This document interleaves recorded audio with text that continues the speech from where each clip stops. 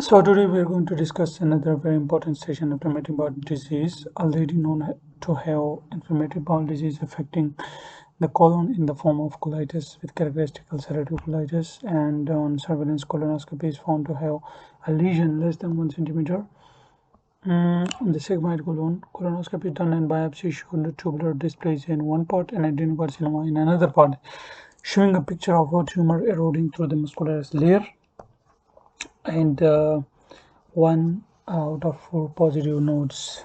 What is ulcerative colitis? So chronic inflammatory disease, or it's a kind of IBD, inflammatory bowel disease, involving whole or part of the colon, whole or part of the colon. So characterized by inflammatory ulcerative process which will be confined to mucosa and nearly always involve rectum. So colon, it's a disease of the large gut. It's a disease of the large gut, and it is only related to the mucosa and submucosa, whereas the Crohn disease is involved the whole transmural, the whole length of the wall of the gut. So what is Crohn disease? So it's a Crohn disease. It's also kind of inflammatory bowel disease, which is characterized by discontinuous transmural inflammation of the bowel wall, caused bowel wall, or any part of the gastrointestinal tract from mouth to anus. So it can occur from mouth to anus, but most commonly at the ileocecal region. Colon and anus. In the anus, it usually gives rise to fistulas, perianal fistulas, and the other most common site is ileocecal junction. So what is the pathogenesis of ulcerative colitis? The pathogenesis is multifactorial, involving genetic predisposition, epithelial barrier defect, dysregulated immune response, and environmental factors. So what happens actually, although the exact mechanism responsible for the association between diet and development of a bowel disease is unknown, several mechanisms have been suggested. An unhealthy dietary pattern such as Western diet has been linked to changes in the gut microbiome and epithelial barrier function, and seems to have direct influence on immune function, triggering a pro-inflammatory environment characterized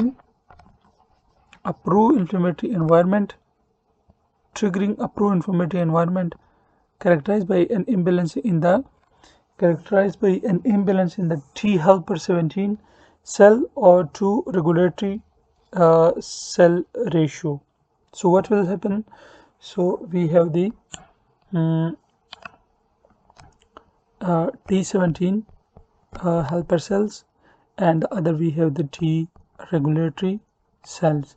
So there is an imbalance between this ratio, T17 helper or T helper 17 cell and T regulatory cells. So there is a disturbance of this ratio. So this ratio give rise to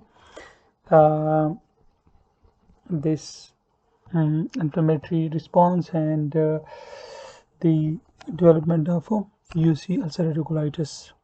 So what happens that here, Mediterranean diet, fruits and vegetables, whole grains and seafood, microbiome diversity and barrier function intact, and so immune response, tolerance versus inflammation, they are balanced. On the other side, the Western diet, for example, red meat and processed food, refined sugar and saturated fats, the junkies. So we have the microbiome dysbiosis, disturbance, barrier functions of the epithelial barrier functions are disturbed, so they are breached. So everything bacterial and other triggering agents come inside the wall, so this can immune function, loss of tolerance. So there will be high T17 action, and the T regulatory cells will be the balance will be disturbed, and so there will be wall inflammation or gut wall inflammation. Yes. Which treatment will you offer? But still these depends on the genetic predisposition, environmental factors, like we discussed, the type of food, and also the dysregulated immune responses. So then we have the which treatment will you offer to this lady? Why? So as in elective settings, I will offer them panproctocolectomy. Okay, panproctocolectomy with either an endoleostomy or ileoanal pouch formation, because it 100% chance there is a 100% chance to turn into malignancy. So what happens that we have this ileum and we have this large gut. Okay, and so we have, so you cut this and you cut the whole colon, panproctocolectomy. So what we do that we have this anus, so we do this ileal anastomosis here. We make a pouch like this. So the exact, yes, we have done this. General surgeons, as a general surgeon, you must have seen this. So this is your ileum. You have come on, yeah. So yeah, you must have seen this, or you must have formed this. If anyone is too lucky that their consultants have left them, so it's a kind of this pouch. So this pouch is then anastomosis with the anus. So J pouch or ileoanal pouch anastomosis we do in panproctocolectomy. This for UC, very best for UC. So because UC is mostly limited to the colon and rectum, so if you do panproctocolectomy for UC, it will benefit the patient. But in case of this Crohn's disease, you will be very conservative. Surgery is only limited for the complications, and you have to be very conservative for with Crohn's disease. Which treatment will offer? So we have done this. Does this patient need endoscopic surveillance? Why? Yes, because the risk of cancer increases by 1% in every year, especially after 10 years. So the exact figures for this is mentioned in Bailey, and we can go through it as well. So the exact figures in Bailey are they say that the risk of cancer and ulcerative colitis increases with the duration of the disease. At 10 years, we have 1% increase in this colorectal cancer, and at 10 years from diagnosis, it is approximately 1%, and this increases to 10 to 15% at 20 years. And this is at 30 years it is 20%. So we can summarize this that in UC, long-term UC can progress into colorectal CA. So it is dependent on the duration. So at 10 year there is 1% chance. There is 1% chance. This is from Bailey now surgery book. 20 year there is 15 to 20% chance, and 30-year duration there is 20% chance. Sorry, this is 10 to 15 and this is 20. So at 10 year 1% chance, 20 year 10 to 15, and 30 years 20% chance of the developing of the colorectal CA. So we have further this is a bit lengthy station, so we will go a bit faster. Difference between UC and Crohn's disease, macroscopic and microscopic findings of IBD. So common site terminal ileum in Crohn's disease and rectum in ulcerative colitis. Distribution bound to anus, terminal original ileitis, rectum and colon, backwash ileitis. Macroscopic changes and gross features, cobblestone appearance.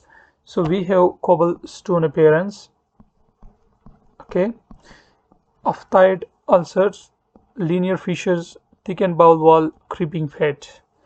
Here we have pseudopolyps, extensive ulceration, and contact bleeding. Depth of disease, this is transmural, involve the whole length or diameter of the wall, this superficial. So here we have distribution pattern is patchy, skip lesions, like lesions, then normal mucosa, and then lesions again. Here we have the continuous. And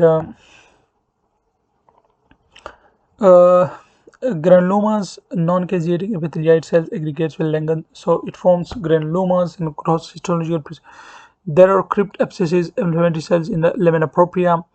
Then we have cryptitis in both. In active disease, crypt abscess formation, mucosal ulceration, inflammatory pseudopolyps, inflammation was all the layers, transmural. That's why there is a high chance of fistula. This is the reason. Here we have cryptitis, crypt abscess formation, mucosal ulceration, inflammatory pseudopolyps. These features are more common in UC. So here we have chronic colitis, increased lymphoplasmacytic lamina propria, infiltrate, Paneth cell metaplasia, left colon, pseudopyloric gland and gastric surface, foveolar metaplasia, Paneth cell hyperplasia, small bowel, and right colon. So here we have increased lymphoplasmacytic, also infiltration, Paneth cell metaplasia, also architectural distortion, branch dilated irregular crypts don't reach the muscularis mucosa. Extraluminal manifestation here uncommon, very common, okay. And perianal disease, fistula formation here common because of the whole wall inflammation, so they can fistulate easily. In UC it's rare. 1 to 3% cancer is, 5 to 25% cancer is, and we have discussed that at 10 years we have 1% chance, in 20 years we have 10 to 15%, and at 30 years we have 20% chance. Okay, this is the granuloma of the Crohn disease. It's without central necrosis. So again, here we have the Crohn disease, creeping fats and things, thickened walled. Okay, again this is a cobblestone appearance.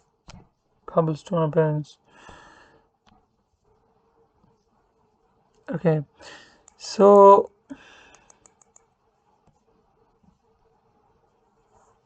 dissection specimen from patient with long-standing ulcerative colitis showing a narrow tubular colon with areas of cancerous changes in the rectum and sigmoid. This is ulcerative colitis, and from colon, this colon, whole colon panproctocolotomy done. So this is long-standing ulcerative colitis showing a narrow tubular colon with areas of cancerous changes in the rectum, sigmoid, this, and in the rectum as well. Mucosal biopsy in ulcerative colitis, inflammatory and crypt abscess formation. Okay. What are the complications of IBD? So intestinal obstruction can occur, fistula formation can occur, abscess formation, toxic megacolon, malabsorption can occur, malignancy, gallstones. Why gallstones?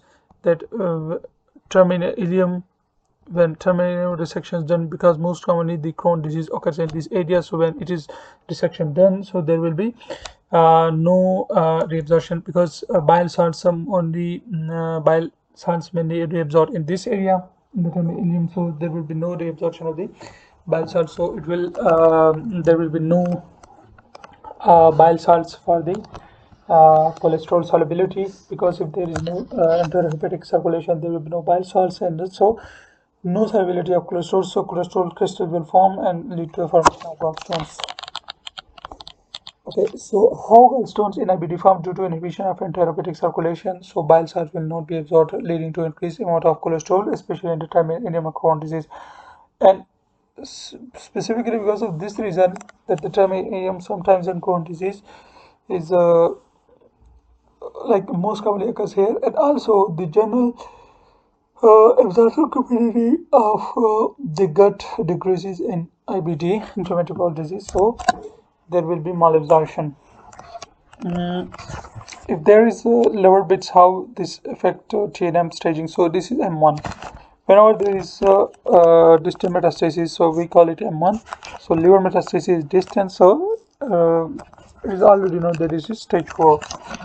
Why is this patient having diarrhea? So malabsorption infection and increased motility.